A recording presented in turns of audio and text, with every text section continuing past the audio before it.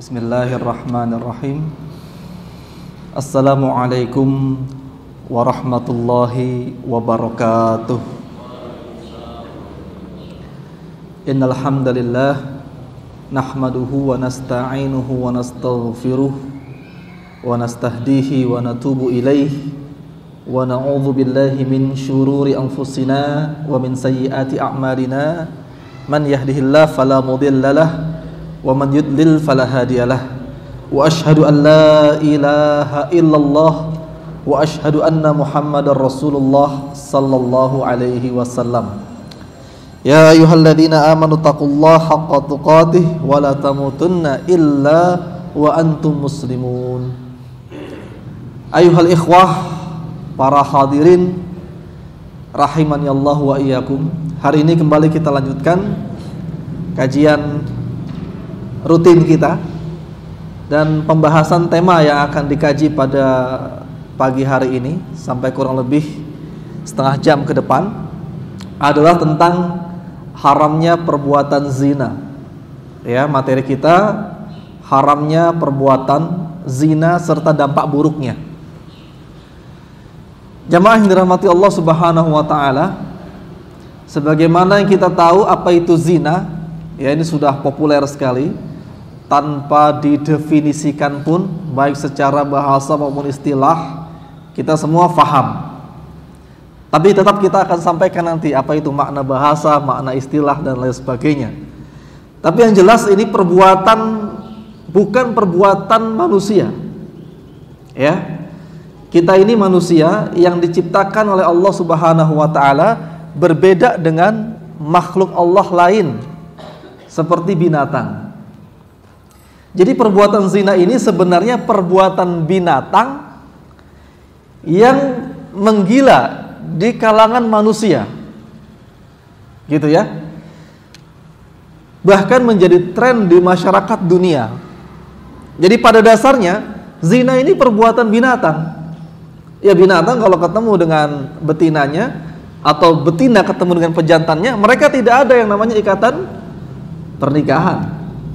Ketika mereka bersyahwat, mereka langsung menyalurkan syahwatnya. Nah, ini binatang. Nah, manusia tentu berbeda dengan binatang. Tetapi sayangnya perbuatan ini, perbuatan zina, merebak bukan hanya di kalangan hewan-hewan, tetapi juga di kalangan manusia. Nah, ini bisa kita perhatikan ya. Kita bisa baca berita-berita di mana tempat-tempat perzinaan itu merebak, baik di kota-kota besar maupun di kota-kota kecil, baik di Amerika, Eropa, bahkan di benua Asia, serta di Afrika juga sudah banyak sekali. Ya, di pedalaman-pedalaman Afrika, ya di negara-negara Asia, bahkan tidak terkecuali di negara kita ini. Negara kita juga terjadi banyak perzinaan, tempat-tempat perzinaan, dan tidak jarang kita baca berita-berita tentang adanya seks party, ya seks party atau pesta seks yang diadakan oleh anak-anak remaja. Dan ini sangat miris sekali, ya, sangat miris sekali. Bahkan budaya seperti ini sudah mulai dicoba oleh musuh-musuh Islam untuk dipopulerkan di negeri-negeri Arab. Ya, di negeri-negeri Arab, dengan dibuatkannya klub-klub malam di negara-negara Arab. Nah, sungguh ini memprihatinkan ya. Jadi perbuatan zina ini perbuatan yang sangat buruk. Dan ini perbuatan dosa yang bisa berpotensi dikerjakan oleh siapa saja. Karena semua orang pasti punya syahwat. Jadi modal untuk berbuat zina itu syahwat. Kalau koruptor itu hanya bisa dilakukan oleh para pejabat atau orang yang punya akses keuangan. Korupsi ya. Kemudian membunuh. Dosa membunuh itu hanya bisa dilakukan oleh orang-orang yang memang sudah tidak punya rasa kasihan. Ya, membunuh. Tapi perbuatan zina ini Ini bisa dilakukan oleh siapa saja, baik remaja, dewasa, kaya, miskin, tua atau muda, baik penduduk kota maupun penduduk desa. Ya, jadi jangan kita anggap remeh perbuatan zina mah hanya terjadi di kota-kota. Oh, tidak. Di desa-desa juga ada. Ya. Bahkan di desa-desa itu perbuatan zinanya tidak terekspos oleh media massa. Faktanya ada. Ya, faktanya ada. Terjadi aborsi di mana-mana. Ya. Kehamilan di luar nikah. Itu terjadi di desa maupun di kota, tua maupun muda. Nah, inilah yang penting kita bahas pada kesempatan pagi hari ini. Jadi jangan sampai perbuatan yang sangat buruk ini terjadi pada kita. Na'udzubillahi min dzalik. Sebab ini memang sangat berpotensi terjadi pada siapapun. Baik orang yang awam maupun orang yang alim. Baik dia seorang murid atau seorang guru. Tidak terkecuali. Betapa banyak para guru yang juga terjatuh ke dalam perbuatan seperti ini. Ya. Nah, jemaah yang dirahmati Allah Subhanahu wa taala, perbuatan zina ini secara definisi, ya langsung saja kita kepada definisi istilah, yaitu seseorang melakukan hubungan suami istri kepada bukan pasangan sahnya atau bukan kepada budaknya. Ini zina. Jadi melakukan hubungan suami istri, hubungan kelamin, tetapi bukan kepada pasangan sahnya. Ini yang disebut dengan perbuatan zina. Dan perbuatan zina ini sudah diperingati oleh Allah Subhanahu wa taala di dalam Al-Qur'an surat Al-Isra ya, ayat 32, A'udzubillahi minasyaitonir rajim, wala taqrabuz zina innahu kana fahisyatan wa sa'a sabila. Dan janganlah kalian itu mendekati perbuatan zina. Karena sesungguhnya zina ini adalah suatu perbuatan yang keji dan jalan yang amat buruk. Nah, tentang buruknya zina, tentang buruknya zina ini kadang dianggap remeh oleh sebagian kalangan. Mungkin dia terkecoh dengan pembahasan misalnya orang yang berbuat riba itu dosanya lebih berat daripada zina, gitu ya. Jadi dianggap, oh saya mah kalau zina masih mending lah daripada dia riba. Tidak seperti itu. Zina ini juga sangat besar sekali. Kenapa besar? Karena perbuatan zina, kata Nabi SAW, itu bisa membuat orang terjatuh ke dalam kekufuran. Tapi kufur asghar, hilangnya iman. Nabi SAW bersabda, la yazni zani hina yazni wa huwa mu'min. Tidaklah berzina orang yang sedang berzina padahal saat itu dia beriman. Tidaklah beriman orang yang berzina ketika dia berzina. Begitu maksud hadisnya ya. La yazni zani hina yazni wa huwa mu'min. Hadis riwayat Bukhari Muslim. Nah, hadis ini menerangkan bahwa orang mukmin ketika dia sedang melakukan perbuatan zina, maka ketika itu hilanglah imannya. Ya, hilanglah imannya. Kenapa? Karena dia tidak ingat kepada Allah Subhanahu wa taala. Dia tidak lagi beriman kepada surga, tidak lagi beriman kepada neraka, dia tidak takut lagi kepada azab Allah Subhanahu wa taala. Makanya Nabi SAW mengatakan, la yazni zani hina yazni wa huwa mu'min. Tidaklah berzina orang yang berzina itu beriman saat dia melakukan perbuatan zina. Jadi orang yang sedang berzina dia tidaklah beriman pada saat itu. Tidak beriman. Ya, kata para ulama, tidak beriman di sini maksudnya tidak sempurna imannya. Ya, artinya kufur asghar.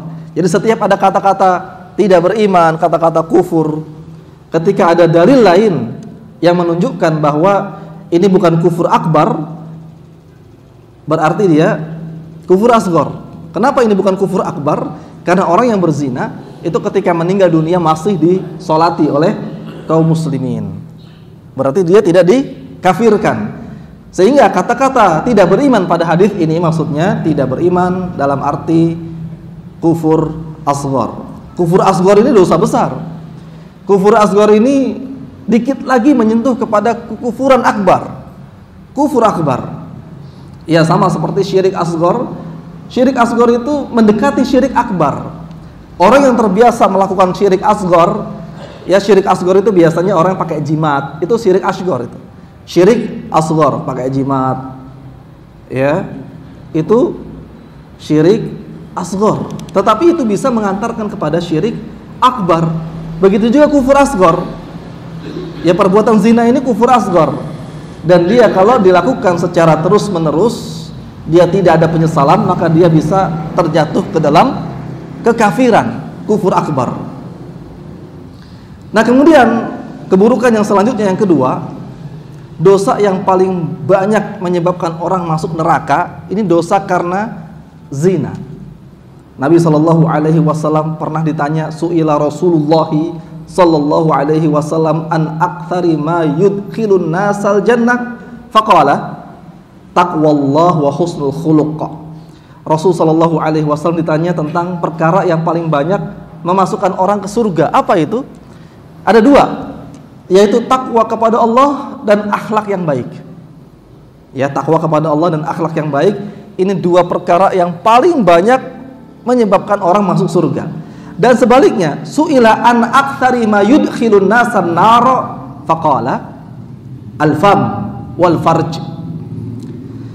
Beliau ditanya tentang dua perkara yang paling banyak menjerumuskan orang ke dalam neraka. Apa ya Rasulullah? Maka beliau mengatakan mulut dan juga farj. Farj itu kemaluan. Hadis riwayat Imam At-Tirmidzi. Nah, ini fakta yang sangat nyata sekali, bahwa perbuatan yang paling banyak menyebabkan orang masuk neraka, ya ini, mulut. Dosa yang diperbuat oleh mulut banyak sekali, berdusta, bersumpah palsu, ya, berjanji dengan janji-janji palsu. Kemudian apalagi? Ghibah, namimah. Ya, banyak sekali. Mencaci maki orang. Dan kemaluan, ya. Dosa kemaluan itu apa? Cuma satu. Kalau dosa mulut banyak, tapi dosa kemaluan dia cuma satu, zina. Tidak ada yang lain. Dan dua perkara ini yang paling banyak menyebabkan orang masuk ke dalam neraka. Na'udzubillahi min dzalik. Dan keburukan yang ketiga, jamaah yang dirahmati Allah Subhanahu wa taala, hukuman yang Allah Subhanahu wa taala tetapkan bagi pelaku zina ini sangat berat sekali. Sangat berat sekali. Ya, sebagaimana yang kita tahu bahwa orang yang berzina adalah dicambuk sebanyak 100 kali. Ya, dicambuk 100 kali bagi yang ghairu muhsan, bagi yang belum pernah menikah. Adapun bagi yang sudah menikah, ini hukumannya dirajam. Ya, dirajam. Bisa kita bandingkan hukuman. Kalau ada orang bilang perbuatan riba lebih besar dosanya dari zina, tapi apakah ada hukum riba itu dirajam? Ada tidak orang berbuat riba dirajam? Oke, dia katakan, oh dia riba, dia dosanya lebih besar daripada zina. Zina masih agak mending. Tapi apakah ada orang riba dirajam? Nah, orang berzina ini dirajam. Na'udzubillah min dzalik. Kalau kita berbuat zina, na'udzubillah, sementara kita sudah menikah, maka dirajam. Rajam itu hukuman yang diterapkan oleh negara Islam dengan menghukum orang tersebut di hadapan orang banyak. Ditanam tubuhnya separuh badan, kemudian disaksikan oleh orang-orang, dilempari dengan batu kerikil. Batu kerikilnya bukan sebesar ini ya, lebih kecil lagi, supaya dia merasakan sakitnya, merasakan penyiksaan di dunia. Dan ini pernah terjadi di masa Nabi SAW kepada seorang wanita Gomidiyah. Wanita Gomidiyah ini dia mengaku kepada Nabi SAW pernah melakukan perbuatan zina. Ya. Dan memang kebanyakan hukuman rajam ini diterapkan karena pengakuan di zaman Nabi SAW. Karena sangat sulit sekali membuktikan seseorang terjatuh pada zina. Dia harus membutuhkan 4 orang saksi. Dan 4 orang saksinya ini harus benar-benar melihat seperti ember yang masuk ke dalam sumur.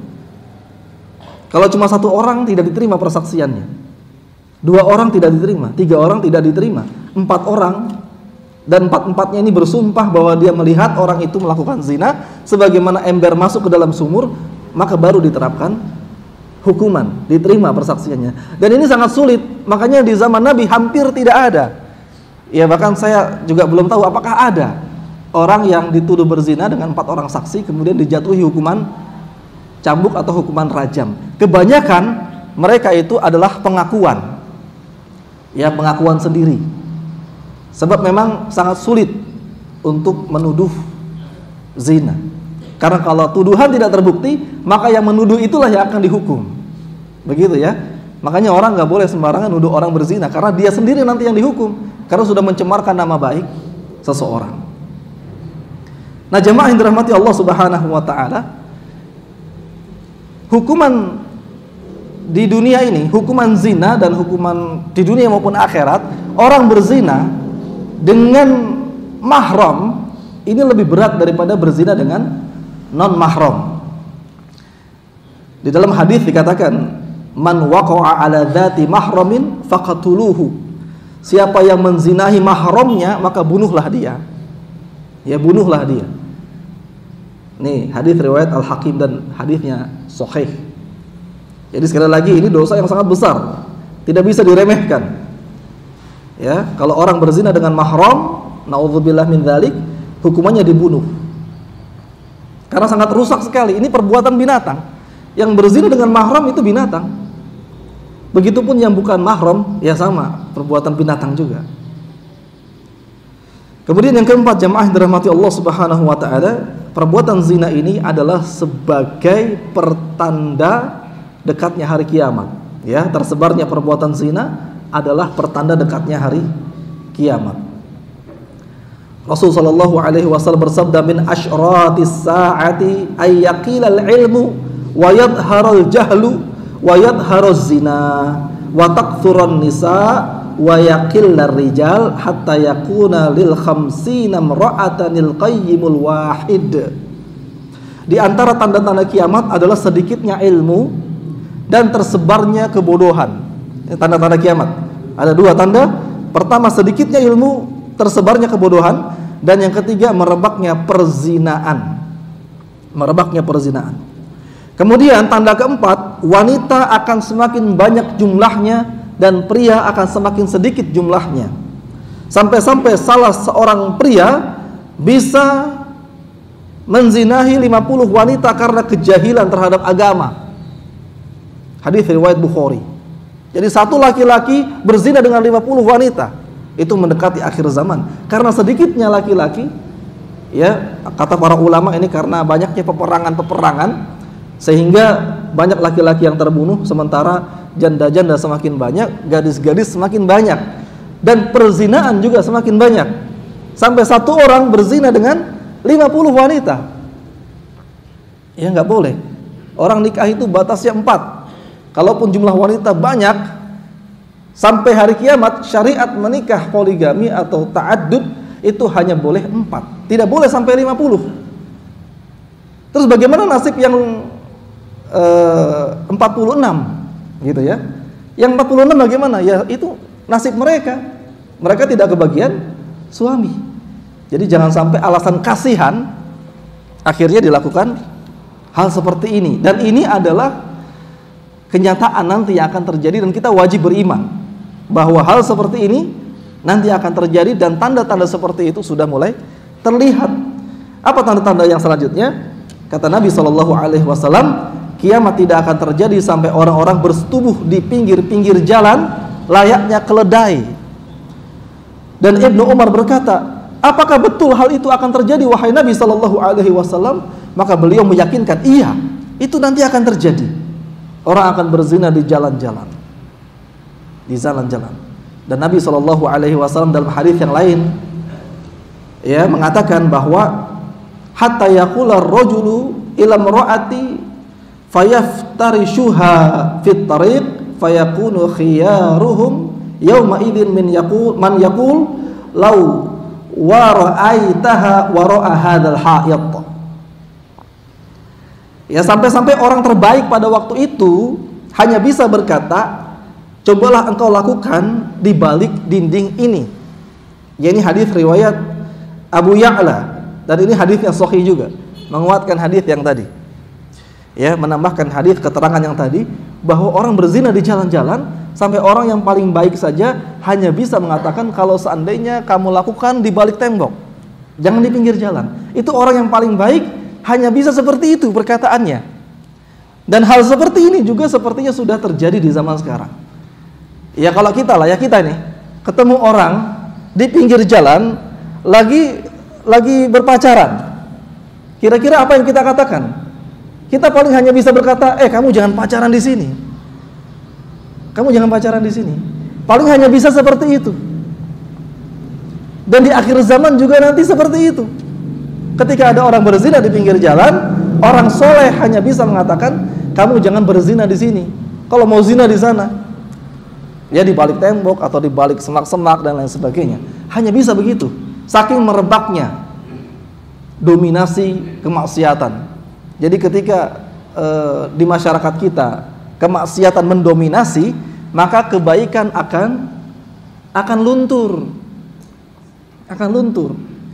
Jadi makanya kita ini berusaha membentuk masyarakat Islami supaya masyarakat kita itu didominasi oleh kebaikan.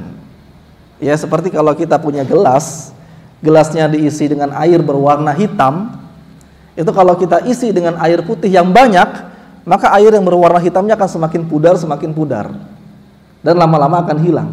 Ini yang disebut dengan arus dominasi kebaikan. Tapi kalau yang air yang bersihnya sedikit, gelas itu ya nggak berubah warna, tetap hitam. Malah air yang sedikitnya yang kalah. Ya, air bersihnya yang kalah, yang ikut-ikutan hitam.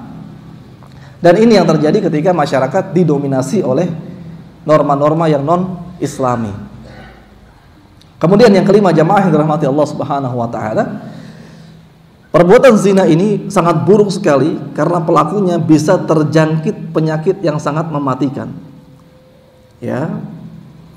Lam yadhharil fahishatu fi qaumin qat hatta yu'linu biha illa fasya fihim at-ta'un wal auja'u allati lam takun qad madat fi aslafihim alladhi madaw.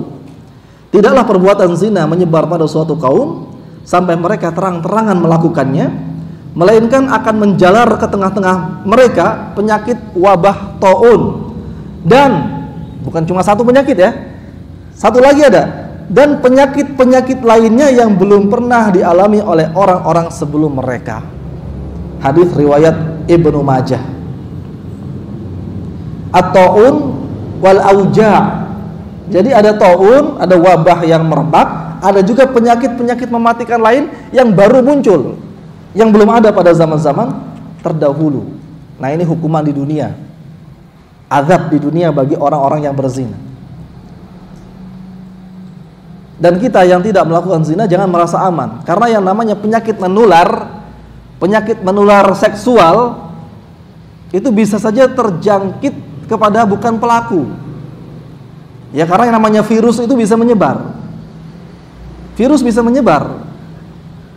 Yang sudah kita pahami bersama. Sudah pakai masker pun bisa terkena.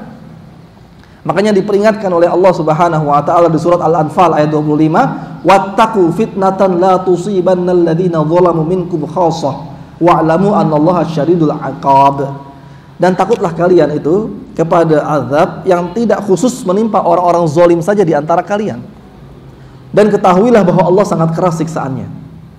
Jadi kalau ada orang berbuat zina dan tidak dicegah, maka penyakitnya menular, bukan hanya diidap oleh mereka saja, tapi juga bisa berdampak kepada masyarakat di sekelilingnya. Ketika datangnya azab Allah Subhanahu wa taala, maka yang terkena bukan hanya pelakunya. Ya, oleh karenanya kita wajib beramar ma'ruf nahi munkar. Ini alasan kita beramar ma'ruf nahi munkar. Kalau mereka ditimpa azab, kita juga akan terkena azabnya. Ya, tentu saja beramar ma'ruf nahi munkar sesuai dengan kemampuan kita. Dan yang keenam, jemaah yang dirahmati Allah Subhanahu wa taala, anggota tubuh kita seperti tangan, kaki, kulit, telinga, dan mata, ini bisa terjatuh dalam perbuatan zina. Zina-zina kecil. Dan juga bisa terjatuh ke dalam zina besar, yaitu zina kemaluan. Dan semuanya nanti ini akan bersaksi di hadapan Allah Subhanahu wa ta'ala. Di surat An-Nur ayat ke-24. Yauma tashhadu 'alaihim alsinatuhum wa aydihim wa arjuluhum bima kanu ya'malun. Pada hari kiamat itu, lidah, tangan, dan kaki mereka menjadi saksi atas apa yang dahulu mereka kerjakan di dunia. Jadi ketika kita melakukan perbuatan maksiat, maka semuanya nanti akan bersaksi di hadapan Allah Subhanahu wa ta'ala, dan seseorang akan dipermalukan di hadapan Allah Subhanahu wa ta'ala. Kemudian dampak buruk yang ketujuh, jamaah yang dirahmati Allah Subhanahu wa ta'ala, perbuatan zina ini bisa merusak nasab manusia. Jadi nasab orang jadi tidak jelas, dia anaknya siapa. Kemudian bisa juga menjatuhkan harga diri, wibawa atau nama baik seseorang. Ya, harga diri, wibawa, nama baik itu jatuh, langsung jadi buruk. Ya, seorang artis misalnya, ya, artis terkenal, banyak fansnya, ketika dia terjatuh dalam perbuatan zina, langsung buruk. Ya, langsung dikecam, langsung dimusuhi oleh banyak pihak, langsung dicaci maki dan lain sebagainya. Begitu juga dengan orang-orang penting. Ya, tidak peduli jabatannya apa. Entah dia pejabat daerah, pejabat pusat, atau dia pejabat di lingkungan kantor tertentu. Ketika dia terjatuh dalam perbuatan zina, maka harga dirinya akan rusak. Ya, baik dia ketua RT, ketua RW, kepala desa, kalau terjatuh dalam perbuatan zina, maka akan rusak nama baiknya.